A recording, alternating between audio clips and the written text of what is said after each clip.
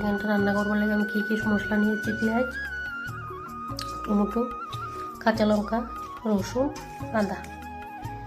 Chicken রান্না করবার জন্য আমি কড়াইটা বসে নিলাম। চিকেনগুলো দিয়ে দেবো। চিকেনটা দিয়ে দিলাম, দিয়ে দেবো পেঁয়াজগুলো দিয়ে দেবো, পাঁচটা টমেটোটাও দিয়ে দেবো, পাঁচটা রসুন পেঁয়াজ দিয়ে দেবো, কাঁচা লঙ্কা, সবগুলো আমি এটাকে দিয়ে দিচ্ছি।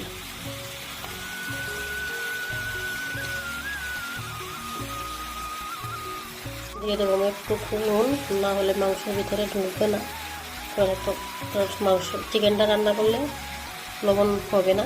নিয়েছি আমি দুধটা দিয়ে দেবো এখানে।